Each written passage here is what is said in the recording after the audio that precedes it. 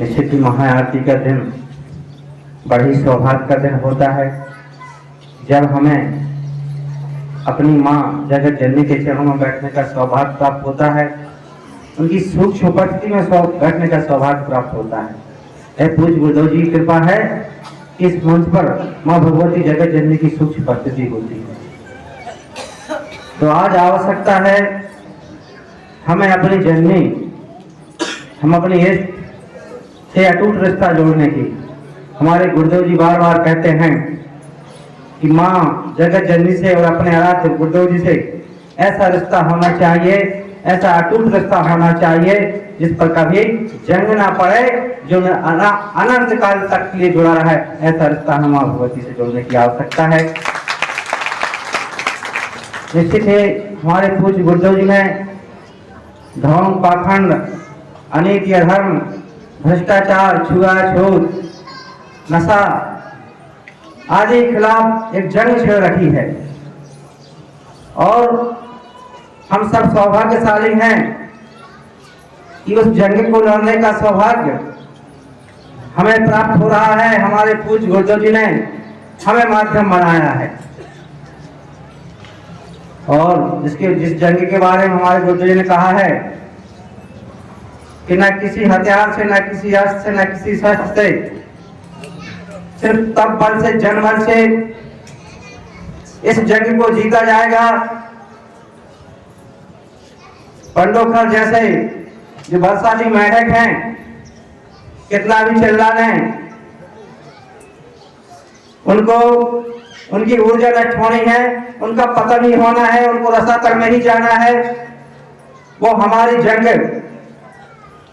को रोक दें, ऐसी सामर्थ पंडोखर तो क्या इस भूतल पर किसी के पास नहीं है कि पूज्य गुरुदेव जी जंग को रोक दे।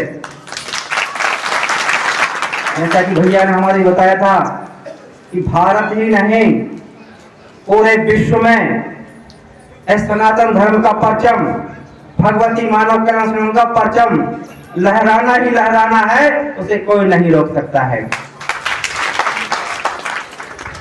तो आप लोगों से बस निवेदन यही है कि आप लोग इस जंग को और तेज कर दें। जहां भी हो, जिस जगह पे हो, अगर नशे की बात हो रही हो तो नशे के खिलाफ आवाज उठाएं, धर्म पाखंड के खिलाफ आवाज की बात हो तो उसके खिलाफ पुरजोर आवाज उठाएं, भ्रष्टाचार की बात हो तो वहां पर पुरजोर आवाज उठाएं, छुआछूत की बात हो, जातिवाद की बात हो, आज तोड़ने का प्रयास किया जा रहा है।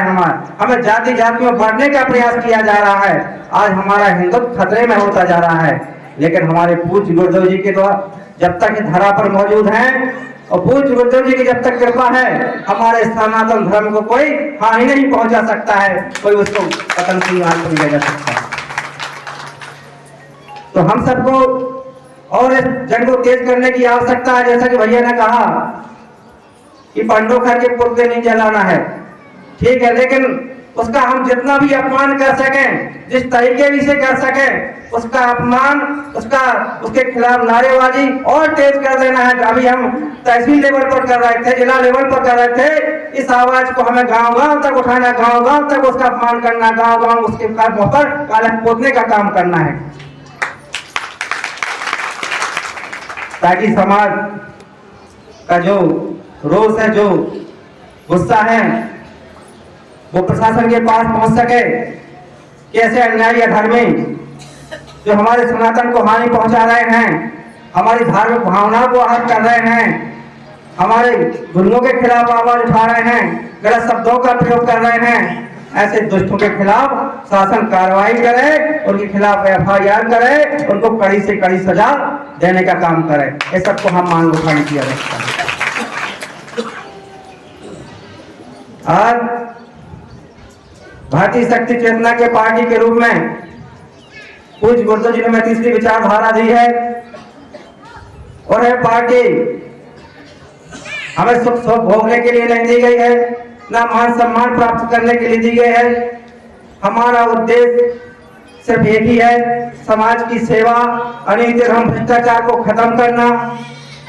देर जरूर हो सकती है, जैसा कि हमारे धीरज भैया बता रहे थे कि हमारी प्रतीक्षा सबरी के समान होना चाहिए। जिस तरह सबरी ने सैकड़ों हजारों साल तक प्रतीक्षा करती रहे। लोग कहते रहे कि तुम्हारे भगवान नहीं आएंगे, लेकिन वो उसको दृढ़ विश्वास था कि हमारे आराध्य पूज्य भगवान श्री राम अवश्य आएंगे और एक दिन भगवान श्री राम उसके यहाँ दर्शन करने अवश्य पहुंचे। इसी तरह हमारी प्रतीक्षा ऐसी होना चाहिए। देर हो सकती है, लेकिन एक ना एक दिन भगवती मानव कल्याण संगठन भारतीय शक्ति चेतना पार्टी का परचम भारतीय लाल किले पर फहरा कर रहेगा, शक्ति फहराएगा। सुनिश्चित है, इसमें कोई शक वाली बात नहीं है। तो आप लोग धैर्य न खोएं, संतुलन के साथ अपनी विचारधारा को बढ़ाते रहें। लोग माने या ना माने, हमें अपनी विचारधारा को बताना है।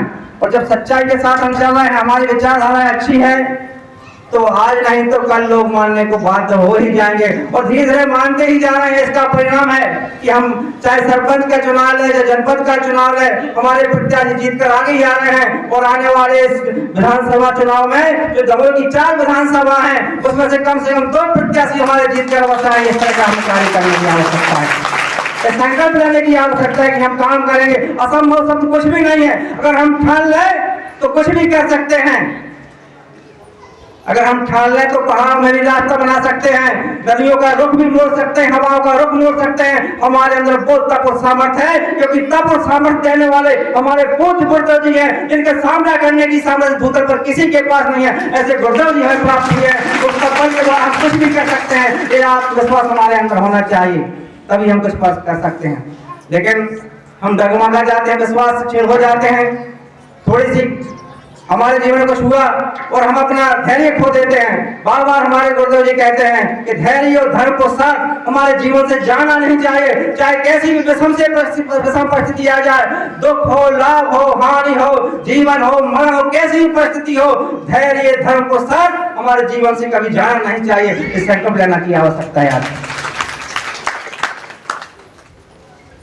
बस और आप सभी से निवेदन है कि आने वाले शिविर के लिए अभी से तैयारी कर लें। 25, 26, 27 फरवरी को 25-26 फरवरी को जो प्रयागराज में तीर्थराज प्रयागराज में ऐतिहासिक शिविर होने जा रहा है, संगम नगरी में तीर्थों का राजा प्रयागराज को कहा गया है। उस प्रयागराज के भी दर्शन हमें होंगे और पूज्य गुरुदेव जी के शिविर का लाभ हमें प्राप्त होगा। एक दोहरा लाभ हमें प्राप्त होने जा रहा है। तो ज्यादा से ज्यादा लोगों को ले जा करके उस इस नगरी का तीर्थराज का दर्शन कराएं, पूज्य गुरुदेव जी का शिविर का लाभ दिलाएं। और एक और सौभाग्य हमारा 3-4 जनवरी को और 2-3 जनवरी को प्रथम चालीसा पाठ होगा बटियागढ़ में, जिला स्तरीय चालीसा पाठ। और 3-4 जनवरी को जवेरा ब्लॉक के झरोली ग्राम में जिला स्तरीय चालीसा पाठ होने जा रहा है। इन दोनों ही चालीसा पाठ में शक्ति स्वरूपा बहन भारतीय शक्ति चेतना पार्टी की राष्ट्रीय अध्यक्ष संध्या शुक्ला जी का आगमन हो रहा है और श्री सौरभ द्विवेदी जी का आगमन हो रहा है।